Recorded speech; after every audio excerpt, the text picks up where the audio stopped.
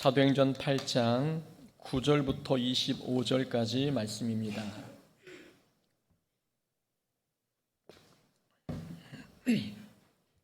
사도행전 8장 9절부터 25절까지의 말씀입니다. 우리 한 절씩 교독합니다. 그 성에 시몬이라 하는 사람이 전부터 있어 마술을 행하여 사마리아 백성을 놀라게 하며 자칭 큰 자라 하니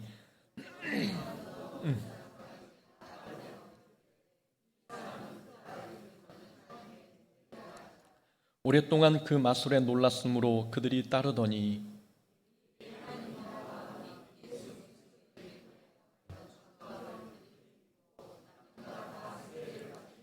시몬도 믿고 세례를 받은 후에 전심으로 빌립을 따라다니며 그 나타나는 표적과 큰 능력을 보고 놀라니라.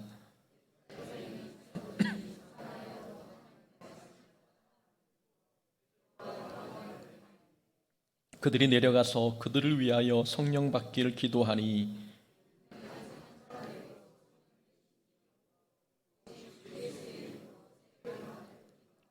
이에 두 사도가 그들에게 안수하며 성령을 받는지라. 이르되 이 권능을 내게도 주어 누구든지 내가 안수하는 사람은 성령을 받게 하여 주소서 하니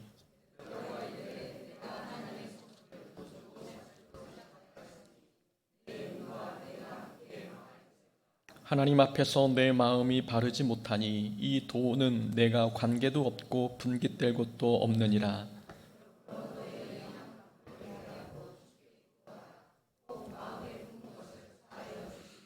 내가 보니 너는 악독이 가득하며 불의에 매인 바 되었도다.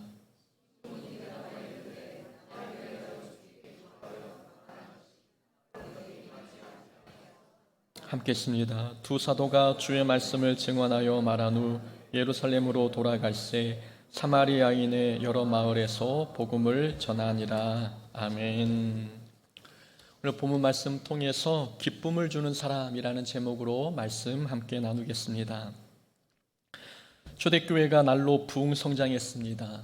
초대교회의 부흥이 최고 정점에 이르렀을 때 하나님께서는 초대교회에 큰 박해가 일어나게 하셨습니다. 하나님께서 교회에게 큰 박해를 겪게 하신 이유는 교회 성장을 방해하기 위함이 아니라 교회의 사역 방향을 바꾸시기 위함이었습니다. 초대교회 교인들은 큰 박해로 인해 흩어지게 되었고 흩어진 교인들이 사마리아 땅을 복음화시켰습니다. 우리가 지난주 수요일에 살펴보았듯이 사마리아 땅으로 흩어진 교인들이 복음을 전하자 8절 말씀에 나와 있듯 사마리아 땅에 큰 기쁨이 넘치게 되었습니다. 설교를 준비하며 8장을 묵상해 보니 이 초대교회는 정말 건강한 교회구나라는 생각이 들었습니다. 초대교회에 나타난 여러 특징들이 이런 특징들이 있어야 건강한 교회겠구나라는 생각이 들었습니다.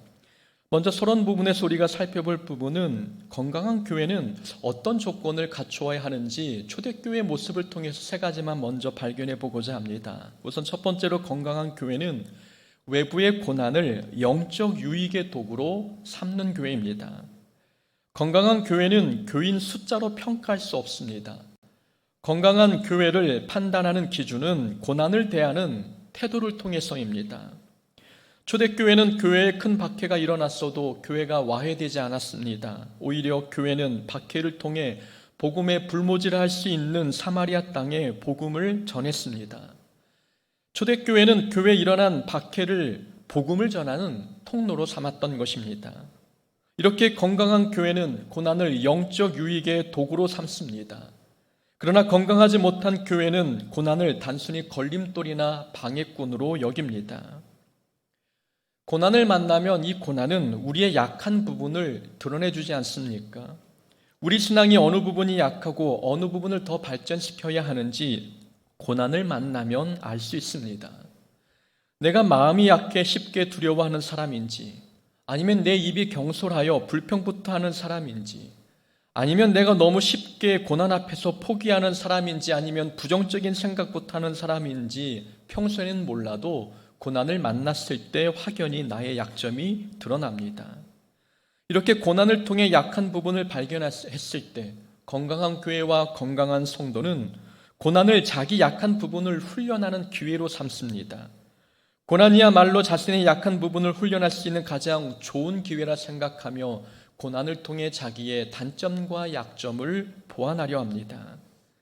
그러나 영적으로 건강하지 못한 분들은 고난을 만났을 때 불평부터 하며 시험에 듭니다. 고난을 선한 도구로 선용하는 모습이 아닌 것이지요. 하나님께서는 우리에게 걸림돌이 되라고 고난을 주시지 않습니다. 하나님께서 우리를 광야로 인도하시거나 때로는 박해를 당하게 하신 데에는 다 하나님의 선하신 목적이 있습니다. 초대교회에 이렇게 불어닥친 큰 박해는 현실에 안주하지 말고 복음을 확산시키라는 하나님의 의도가 있었습니다. 초대교회의 성도들은 하나님의 의도를 정확히 파악했고 그래서 고난을 발판 삼아 더 넓은 지역으로 흩어져 복음을 전했습니다.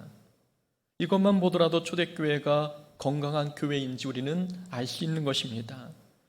초대교회가 건강한 이유는 교인 숫자가 많아서가 아닙니다. 순교라고 하는 무서운 고난을 영적 유익의 도구로 삼았기 때문에 건강한 것입니다. 우리 교회도 건강한 교회가 되기를 원합니다. 그러기 위해서는 고난을 만났을 때 이 고난을 선한 도구로, 영적 유익의 도구로 삼을 수 있어야 합니다. 두 번째로 교회의 건강 정도는 평신도의 믿음이 결정합니다. 건강한 교회인지 아닌지 알 수 있으려면 평신도의 믿음을 봐야 합니다. 교회의 건강도는 목회자나 리더의 믿음을 가지고 측정할 수 없습니다. 교회의 건강은 평신도의 믿음이 결정하는 것입니다. 자, 초대교회에 큰 박해가 있었을 때 각 지역으로 흩어진 사람들, 그들은 평신도들이었습니다. 지난주 살펴보았던 본문 8장 1절에 보면은 사도 외에는 다 유대와 사마리아 모든 땅으로 흩어졌다고 기록되어 있습니다. 사도들을 제외한 다른 성도들이 사마리아 땅으로 흩어졌다고 고백하고 있는 거죠. 리더가 흩어져서 복음을 전한 게 아니라 평신도들이 흩어져서 복음을 전한 것입니다. 초대교회가 건강한 교회가 될 수 있었던 것은 평신도의 믿음이 남달랐기 때문입니다. 큰 박해가 있었어도 성도들은 시험에 들지 않고 흩어진 곳에서 복음을 증거했습니다. 이뿐 아니라 초대교회 성도들은 자기의 재산을 팔아 모두 헌금하기도 했습니다. 또한 사도들이 옥에 갇혀 교회의 위기가 찾아왔을 때에는 성도들이 서로 모여 함께 합심기도 했습니다. 그러니까 초대교회는 열두 사도들만 믿음이 좋은 게 아니라 평신도들도 믿음이 좋았습니다. 이렇게 교회의 건강 정도는 평신도의 믿음이 결정합니다. 목사나 장로만 믿음이 좋다고 교회가 건강해지는 건 아닙니다. 리더가 아무리 기도하며 교회를 아름답게 가꾸려 해도 성도님들이 따라주지 않으면 교회는 건강해질 수 없습니다. 모든 성도님들이 자기 삶의 자리에서 하나님께 영광 올려드리고 이웃에게 본이 되는 삶을 살아야 교회가 건강해집니다. 목사가 성도의 삶을 대신 살아줄 수 없고 또 따라다니면서 신앙생활을 점검할 수 있는 것도 아닙니다. 성도 개개인이 아무도 보지 않는 곳에서 하나님을 기쁘게 하는 삶을 살아갈 때에 핍박 앞에서 믿음을 굴복시키지 않고 하나님께 영광 올려드리는 삶을 살아갈 때에 그 교회는 건강한 교회가 됩니다. 또한 세 번째로 건강한 교회는 언제나 기쁨이 충만합니다. 초대교회에 큰 박해가 있었습니다. 그러나 박해로 흩어진 성도들이 가는 곳마다 복음이 전해졌고 복음이 전해진 곳에 큰 기쁨이 있었습니다. 그러니까 사도행전 8장에 보면은 1절에 큰 박해가 있었는데 8절에 보니까 큰 기쁨이 사마리아 성에 넘쳤습니다. 기쁨이 충만한 곳, 곧 건강한 교회는 항상 기쁨이 충만합니다. 성경이 이렇게 기쁨을 강조하는 이유는 기쁨이 성도의 정체성과 관련이 있기 때문입니다. 우리가 하나님의 자녀라는 사실을 말해주는 증거는 기쁨입니다. 어떤 상황에서도 우리가 기쁨을 잃지 않는 모습을 갖고 있다면 그것은 우리에게 믿음이 있다는 증거이고 우리가 하나님의 자녀가 되었다는 증거입니다. 그래서 건강한 교회는 성도가 모이는 모임 속에 항상 큰 기쁨이 존재합니다. 초대교회 교인들이 큰 박해에서도 큰 기쁨을 잃지 않았던 이유는 성도들이 자기의 감정을 환경에 맡기지 않았기 때문입니다. 사람의 감정은 환경에 영향을 받기 쉽습니다. 환경이 열악하면 불평이 나오기 쉽고 원치 않는 결과가 나타나면 분노하기 쉽습니다. 그게 사람의 자연스러운 감정 반응입니다. 그러나 초대교회 성도들은 자기의 감정이 아무렇게나 표출되도록 방치하지 않았습니다. 초대교회 성도들은 스데반 집사가 순교당했을 때 슬퍼하긴 했지만 분노하지 않았습니다. 누군가를 미워하거나 복수심에 불타지도 않았습니다. 오히려 스데반 집사의 순교가 복음 전파의 기회가 되어 큰 기쁨으로 이어지게 됐습니다. 초대교회 성도들은 본능대로 감정을 표출한 게 아니라 믿음에 걸맞게 감정을 절제하고 믿음에 맞게 감정을 표출했습니다. 사람 사는 건 다 거의 비슷하지 않습니까? 나에게만 불행이 닥치거나 우리 가정에만 힘든 일이 찾아오는 게 아닙니다. 다른 사람에게도 다 비슷한 일들이 일어나고 있습니다. 그러나 좋지 않은 일을 만났다고 모든 사람이 다 그 감정을 일차원적으로 표출하지는 않습니다. 마음과 생각을 믿음에 두면 원치 않는 결과를 만나도 우리는 기쁨을 잃지 않을 수 있는 것입니다. 우리 감정이 그래서 믿음을 따라야 되는 것입니다. 환경을 따르기보다도 믿음을 따라 감정 표현을 할 때에 우리의 감정 표현은 환경을 거스르고 우리 인간의 본성을 역행하게 됩니다. 힘들면 불평했던 우리의 감정이 말씀을 따르고 믿음을 따랐더니 힘들어도 그 속에 담겨있는 하나님의 뜻을 보고 오히려 기뻐할 수 있게 되는 것입니다. 그래서 우리 교회가 건강한 교회가 되려면 항상 우리의 감정이 믿음을 따르고 그래서 우리가 모이는 곳마다 기쁨이 충만해져야 합니다. 예배 때마다 모임 때마다 하나님이 허락하시는 천국의 기쁨이 충만할 때 우리 교회는 다른 사람이 보더라도 참으로 건강한 교회구나라고 칭찬할 수 있는 것입니다. 자, 건강한 교회는 고난을 영적 유익으로 삼습니다. 그리고 건강한 교회는 평신도의 믿음을 봐야 알 수 있습니다. 그리고 건강한 교회는 성도들이 모이는 곳마다 기쁨이 충만합니다. 우리 교회가 이런 특징을 유지하여 건강한 교회라는 하나님의 칭찬을 들을 수 있기를 바랍니다. 초대교회 성도들이 사마리아에서 복음 전도 활동을 성공적으로 진행했습니다. 그러나 복음이 전파되는 곳에 언제나 좋은 일만 있는 것은 아니었습니다. 빌립의 사마리아 성에 복음을 전하다가 시몬이라고 하는 사람을 만났습니다. 시몬은 마술사였는데 이 시몬의 마술은 이은결이나 최연우처럼 예술적으로 또 기술을 사용해서 전하는 그런 마술이 아니었습니다. 시몬은 악한 영의 힘을 빌려 귀신의 힘을 빌려 능력을 행하는 그런 악한 마술사였습니다. 그 마술로 인해 시몬은 사마리아에서 꽤 영향력 있는 위치에 있는 사람이었습니다. 그런 시몬은 빌립이 전하는 복음을 듣고 세례를 받으며 그리고 빌립을 따라다니고 있습니다. 사마리아에서 꽤 인기 있고 영향력 있는 위치에 있던 시몬이 예수님을 믿게 되었다는 것은 참으로 놀라운 일이었습니다. 그런데 결론적으로 말씀드리면 이 시몬의 믿음은 진짜가 아니었습니다. 사마리아에 복음이 전파되었다는 소식이 예루살렘 교회에 전달되었습니다. 베드로와 요한이 사마리아에 파송되어 사마리아 성도들에게 안수해주고 그들로 하여금 성령을 받게 했습니다. 사도들이 안수하자 성령이 임하는 모습을 시몬이 보고 깜짝 놀랐습니다. 그 광경을 보고 사도들에게 돈을 주며 자신도 그런 능력을 행할 수 있도록 권능을 달라고 요청했습니다. 베드로가 시몬에게 성령의 능력을 돈으로 사려고 했으니 은과 함께 망할 것이라고 책망했습니다. 초대교회 성장 과정을 보면 항상 교회가 성장하려고 할 때 교회 내부에서 문제가 발생했습니다. 사도행전 5장에서는 아나니아와 삽비라가 자기 소유를 팔아 일부를 감추어 두고 일부만 헌금한 사건이 있었습니다. 교회가 한창 부흥이 되고 성도들이 자기의 소유를 자기 것이라 주장하지 않는 선한 모습들이 나타나는 와중에 아나니아와 삽비라의 사건이 터진 것입니다. 이 부부의 이 사건은 헌금을 적게 낸 게 문제가 된 사건이 아니었습니다. 아나니아와 삽비라가 헌금 일부를 감추어둔 행위는 하나님이 우리 모든 것의 주인 되심을 정면으로 부인하는 행동이었습니다.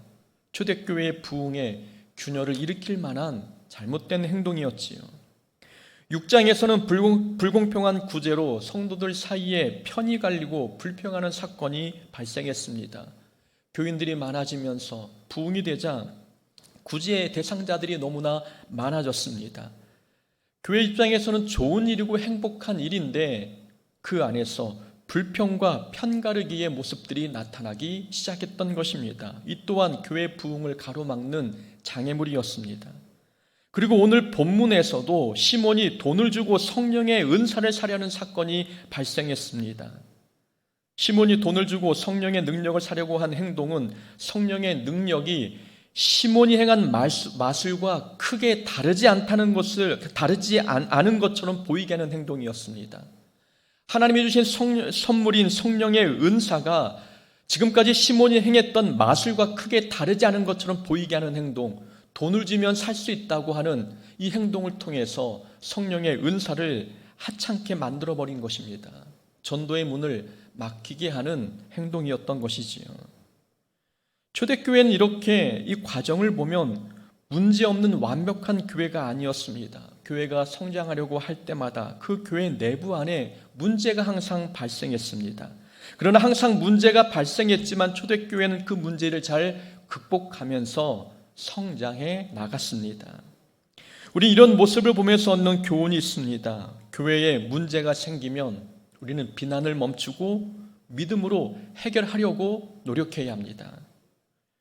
교회가 날마다 성장하려면 교회에 문제가 생겼을 때 잘 대처해야 합니다. 교회가 성장하는 것을 가장 싫어하는 존재는 악한 원수마귀 아니겠습니까? 그러면 교회가 성장하는 것을 그냥 두려 하지 않습니다.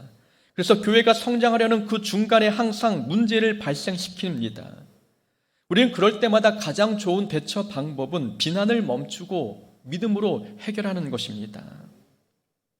사도행전에 나오는 교회는 예수님이 세우셨습니다. 교회의 지도자는 예수님의 제자들이었고 초대교회 성도들도 대부분 예수님을 직접 만난 사람들이었습니다. 교회가 이런 사람들로 구성되어 있으면 교회가 아무 문제 없이 완벽할 것 같지 않습니까? 예수님께 직접 훈련받은 사도들이 지도자였고 예수님과 동행한 이름 없는 제자들이 그 교회 성도들이었습니다. 훌륭한 리더와 탁월한 성도가 모인 초대교회라면 문제가 없어야 되는데 그런 초대교회에도 내부에 문제가 끊임없이 일어났다는 것입니다. 그런데도 초대교회는 이런 문제에 넘어지지 않고 그 문제를 믿음으로 해결하며 날마다 성장해 갔습니다. 초대교회 교인들은 문제를 만날 때마다 교회를 비난하지 않았습니다. 비난하는 대신 믿음으로, 기도로, 말씀으로 문제를 해결해 나갔다는 것입니다. 이런 초대교회를 바라보니 교회 성장을 방해하는 주범은 교회 안에 발생한 어떤 문제가 아닙니다. 교회 성장을 방해하는 주범은 교회에 문제가 발생했을 때 교회를 비난하는 행동입니다. 교회의 문제가 교회의 성장을 방해하는 게 아니라 그런 문제를 바라보며 비난하는 행동이 교회의 성장을 가로막는 것입니다. 우리는 사탄의 속임수에 넘어가지 말아야 합니다. 사탄은 우리에게 교회는 완벽해야 된다라는 생각을 심어놓습니다. 교회는 완벽해야 한다는 생각을 가진 사람 중에 교회에 문제가 발생했을 때 긍휼과 자비를 베푸는 모습을 본 적이 있습니까? 교회가 완벽해야 한다는 생각을 가지고 있는 사람은 교회에 문제가 발생했을 때 그 문제를 보고 용서하려거나 사랑하려 하지 않습니다. 교회는 완벽해야 되는데 왜 이런 문제가 발생했는지 누군가 비난의 대상을 찾으려 합니다. 그런데 사람이 모인 곳에는 항상 문제가 있기 마련입니다. 교회라고 해서 예외는 아닙니다. 교회는 완벽할 수 없기에 예수님께서 교회 안에 예수님의 사랑과 용서를 부어주셨습니다. 교회가 불완전한 사람이 모였음에도 불구하고 거룩하신 하나님의 뜻을 이루는 도구된 사명을 잘 감당할 수 있는 이유는 이 교회 안에 예수님의 사랑과 용서가 충만해 있기 때문입니다. 교회가 완벽해서 사명을 감당하는 게 아니라 교회에 부어진 예수님의 사랑과 용서가 완벽하기 때문에 교회의 사명을 감당할 수 있는 것입니다. 하나님께서 우리를 의롭다고 칭하셨습니다. 우리가 완벽해서 의롭다고 칭하셨겠습니까? 그렇지 않습니다. 하나님께서 우리를 의롭다 칭하신 것은 우리가 완벽해서가 아니라 예수님의 십자가를 믿는 믿음 때문입니다. 우리가 예수님을 믿는 믿음이 있기에 그 믿음으로 인해 우리를 의롭다고 여기신 것입니다. 이것을 신학적인 용어로 이신칭이라고 합니다. 그러니까 우리가 의롭다고 여김을 받은 것은 우리가 완벽해서가 아니라 예수님의 사랑과 용서 덕분입니다. 그러니 교회에 문제가 발생하면 완벽을 요구하며 비난하기보다는 사랑하고 용서하려고 노력해야 합니다. 성도 한 사람 한 사람 마음에 예수님의 사랑과 용서가 있다면 그 교회는 어떤 문제가 발생돼도 그 문제가 교회의 부흥을 가로막을 수 없습니다. 그러니까 교회가 믿음으로 교회의 문제를 해결하기 위해서는 우리 각자의 마음에 우리가 받은 예수님의 사랑과 용서를 교회 안에서 실천해야 되는 것입니다. 교회의 문제가 사라져야 교회가 성장하는 게 아니라 비난이 사라져야 교회가 성장할 수 있습니다. 시몬은 빌립에게 세례를 받고 빌립을 따라다녔습니다. 빌립을 열심히 따라다니는 모습만 보면 시몬이 정말 변화되어 그리스도인이 된 것 같습니다. 그러나 시몬은 변화된 척만 했지 실제로 변화된 것은 아니었습니다. 초대교회 안에 일어난 모든 문제들을 바라보면 그 원인은 모두 척하는 신앙이 문제였습니다. 아나니아와 삽비라의 헌금 사건은 다 드리지 않았는데 다 드린 척한 행동이 문제였습니다. 자기 삶의 주인이 돈이었으면서 하나님이 자기의 삶의 주인인 척 흉내낸 것이지요. 불공평한 구제 사건은 그리스도의 사랑을 실천하는 척하면서 차별한 것이 문제였습니다. 구제하는 일을 맡은 사람들은 혈통을 따지고 출신 배경을 따지면서 겉으로는 공평한 사람인 척했습니다. 오늘 본문의 시몬도 예수님을 믿지 않으면서 믿은 척했고 변화되지 않았으면서 변화된 척했습니다. 이 척하는 신앙생활은 영적으로 교만한 모습입니다. 척한다는 것은 흉내만 낸다는 것인데 흉내만 내는 신앙생활은 하나님을 기만하는 행동이며 사람을 속이는 행동입니다. 변화된 게 아닌 거죠. 우리는 여기서 진짜 변화가 무엇인지 교훈을 얻을 수가 있습니다. 진짜 변화란 흉내만 내는 게 아니라 본질이 변하는 것입니다. 13절에서 시몬은 세례를 받았습니다. 그러나 시몬이 세례를 받은 것은 그의 신앙 고백 때문이 아니었습니다. 시몬이 세례를 받은 것은 12절에서 다른 사람들이 세례를 받으니 자기도 따라 받은 것입니다.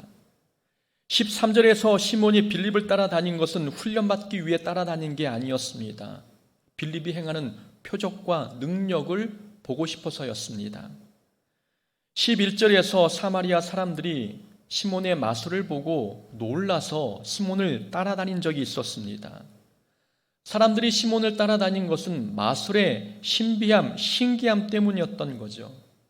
그런 모습처럼 시몬도 빌립을 따라다니고 있는 겁니다. 훈련받기 위한 목적이 아니라 성령의 능력을 구경하기 위함이었던 것입니다. 시몬은 그리스도인처럼 행동한 것처럼 보이지만 본질이 변한 것은 아니었습니다. 시몬이 돈으로 성령의 능력을 사려 했던 것은 시몬이 돈 중심의 사람이었음을 보여줍니다. 시몬은 과거에 마술로 돈을 벌었다면 이제는 성령의 은사로 돈을 벌려고 합니다. 과거에는 마술로 사람들에게 인기를 얻었다면 이제 성령의 능력으로 사람들에게 인기를 얻고 싶어 합니다. 겉으로는 세례를 받고 빌립을 따라다녔지만 여전히 돈을 사랑하고 사람들에게 높아지려는 이 욕망은 사라지지 않았습니다. 시몬은 옷만 갈아입었지 중심은 변하지 않았습니다. 시몬이 변화하려면 돈을 사랑하는 마음을 내려놔야 합니다. 돈으로 모든 것을 해결할 수 있다고 하는 물질 만능주의 사상도 버려야 합니다. 사람들 앞에서 높아지려는 욕심도 버려야 하고 성령의 능력으로 자기 유익을 얻으려는 악한 마음도 내려놔야 합니다. 진짜 변화는 본질이 바뀌는 것입니다. 예수 믿기 전에 돈을 자랑하고 성공을 자랑하는 사람이 예수 믿고 난 뒤에는 자기 은사를 자랑하고 능력을 자랑한다면 여러분 그걸 변화라고 말할 수 있겠습니까? 자랑거리가 돈에서 은사로 바뀐 것은 이건 변화가 아닙니다. 그건 옷만 바꿔 입은 것입니다. 진짜 변화는 돈을 자랑했던 마음을 내려놓는 것, 그리고 은사와 자기 능력을 자랑하고 싶은 마음을 내려놓는 것, 자랑의 마음을 내려놓는 그 자체가 변화입니다. 예수 믿기 전에 세상에서 높은 자리에 욕심을 낸 사람이 예수 믿고 난 뒤에는 교회에서 높은 자리를 탐한다면 그것도 무늬만 바뀐 것입니다. 그래도 세상에서는 세상의 자리를 탐했는데 교회에서는 그래도 거룩한 자리를 탐하는 게 더 낫지 않느냐라고 말하겠지만 자리를 탐하는 그 욕심은 변함이 없는 것이지요. 높은 자리를 탐하는 마음을 내려놓는 게 본질의 변화입니다. 성경에서는 본질이 바뀌는 것을 거듭남이라고 표현했습니다. 거듭남은 문자 그대로 다시 태어난다는 것을 뜻합니다. 그러니까 예수 믿고 변화되었다는 것은 다시 태어난 것처럼 전혀 다른 사람이 된다는 뜻입니다. 흉내만 내는 게 아니라 가치관과 생각과 성격과 삶의 기준과 취미, 이 모든 것이 달라지는 게 거듭남입니다.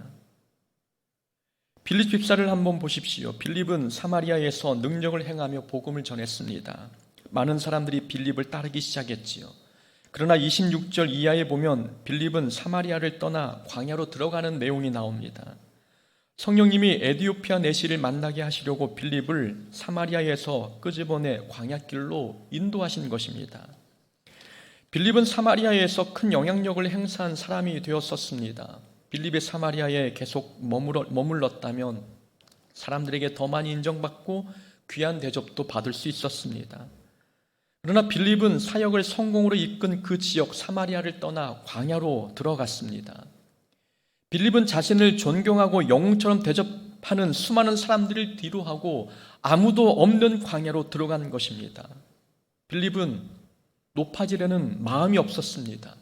인정받고 싶은 마음도 없었습니다. 자리를 탐하는 마음도 없었습니다. 이런 빌립의 모습이야말로 진짜 변화된 모습이 아니겠습니까? 우리가 신앙생활 하면서 적어도 한 번쯤은 다시 태어난 사람 같다는 소리를 들어봐야 합니다. 저 사람 완전히 변화되었는데 다시 태어난 것 같아. 무슨 일이 있었던 거야. 적어도 한 번쯤은 이런 말을 들어봐야 본질이 변한 것이라 말할 수 있습니다. 본질이 변해야 진짜 변한 것입니다. 시몬이 돈을 주고 성령의 능력을 사려 했습니다. 시몬이 무슨 목적으로 돈을 주고 성령의 권능을 사려고 했을까요? 복음을 전하려고, 영혼을 구원하려고? 그런 목적은 아니었습니다. 그런 목적이었다면 돈을 주기보다는 하나님께 기도했을 것입니다. 선한 사역이 목적이라면 결코 돈이 개입될 수는 없습니다. 시몬은 성령의 능력을 수단 삼아 돈벌이를 하고 싶었습니다. 전에 마술로 돈을 벌었는데 베드로가 보여준 능력이라면 그 능력으로 더 큰 돈을 벌 수 있다고 생각했습니다. 돈을 주고 성령의 능력을 사려고 한 시몬의 행동에서 성직 매매라고 하는 단어 사이모니가 만들어졌습니다. 시몬이라는 이름에 NY 두 철자를 붙이면 사이몬이라는 발음이 되는데 이 사이모니가 성직 매매를 뜻하는 단어입니다. 그만큼 이 시몬의 행동은 기독교에서 하지 말아야 할 성직 매매의 버금가는 가장 악한 행동이었습니다. 시몬을 보면 우리는 시몬의 행동을 이해할 수 없다고 생각합니다. 어찌 성령의 능력을 돈을 주고 사려고 했을까? 우리는 이해할 수 없다고 생각합니다. 그러나 우리 안에도 시몬과 같은 마음이 있을 때가 있지 않습니까? 목사가 그런 마음이 더 있는 것 같습니다. 성령의 은사를 받아서 교회를 부흥시키고 싶은 마음, 자기 능력을 과시하고 싶은 마음, 이런 마음은 하나님의 일을 하는 사람이라면 그 본성에 조금씩 자리 잡고 있는 마음들 아닙니까? 개인의 유익을 위해 성령의 능력을 욕심내고 있다면 그건 시몬을 닮은 마음입니다. 남들보다 특별한 은사 체험이 있으면 그걸 자랑하고 싶은 마음도 본문 속 시몬의 마음을 닮은 것입니다. 은사를 자랑한다는 것은 사람들에게 인정받고 높아지고 싶은 마음에서 나온 행동 아니겠습니까? 시몬도 그런 마음에서 돈을 주고 성령을 사려고 했던 것입니다. 하나님의 일은 능력이 부족해서 못하는 일은 없습니다. 하나님의 일은 은사가 부족해서 실패하는 것도 없지요. 달란트 비유에서 이미 말씀을 드렸습니다. 하나님의 일은 성실과 충성으로 하는 것입니다. 성실과 충성으로 하면 하나님께서 도와주십니다. 굳이 성령의 은사와 능력을 수단과 방법을 가리지 않고 얻으려 할 필요가 없다는 것입니다. 우리는 진짜 능력이 무엇인지를 깨달아야 합니다. 진짜 능력은 은사를 통해 어떤 기적이 나타나는 게 아닙니다. 진짜 능력은 기쁨을 주는 것입니다. 빌립이 가는 곳마다 나타난 기적이 무엇이었습니까? 앞을 보지 못하는 자가 앞을 보고 걷지 못하는 자가 걷게 되는 이런 기적도 나타났지만 최종적인 기적은 사마리아 성에 큰 기쁨이 있었던 것입니다. 빌립이 가는 곳마다 기쁨이 나타났습니다. 26절 이하에 빌립이 에디오피아 내시를 만났을 때 그에게 복음을 전하고 세례를 주었습니다. 세례를 받자 에디오피아 재무장관은 기쁨을 안고 자기 길을 갔다고 성경에 기록되어 있었습니다. 그러니까 복음을 듣고 말씀을 듣고 세례를 받고 변화되었을 때 나타나는 특징은 마음에 기쁨이 충만해지는 것입니다. 빌립이 했던 사역의 결과는 항상 기쁨의 열매로 나타나는 것입니다. 진짜 성령의 능력은 기쁨을 주는 것입니다. 신비한 기적과 초자연적인 역사를 행하는 것만이 성령의 능력이 아니라는 말씀입니다. 성령께서 기적과 이적을 행하시는 이유는 결국 우리에게 기쁨을 주기 위함 아니겠습니까? 우리의 신앙생활의 목적은 기쁨을 전하는 것이 되어야 합니다. 능력을 행하는 것이 목적이 아니라, 은사를 받는 게 목적이 아니라, 성령 은사를 체험하는 게 목적이 아니라 기쁨이 충만해지고 내 안에 충만해진 이 기쁨을 사람들에게 전달하는 것, 이것이 우리가 해야 할 신앙생활의 목표입니다. 우리에게 성령의 능력이 있다면 그 능력을 도구 삼아 우리는 복음의 기쁨을 전하는 자가 되어야 합니다. 우리 안에 성령님이 함께 계십니다.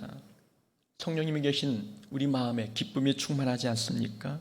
충만한 이 기쁨이 우리 교회 안에서, 내 가정에서, 일터에서 내 곁에 있는 사람들에게 기쁨으로 흘러가야 합니다.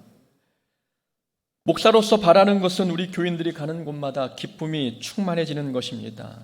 공서북교회 교인들이 가는 곳에 언제나 웃음이 가득해지는 것, 목사가 봐도 행복한 상상인데 하나님께서 생각하시면 얼마나 기뻐하시겠습니까? 우리는 성령의 능력으로 자기의 유익을 채우려 하기보다도 성령의 능력으로 기쁨을 전하는 자가 되어야 합니다. 우리 신앙생활의 목표는 기쁨을 전하는 것입니다. 그런 삶이 되기를 주의 이름으로 축원합니다. 아멘.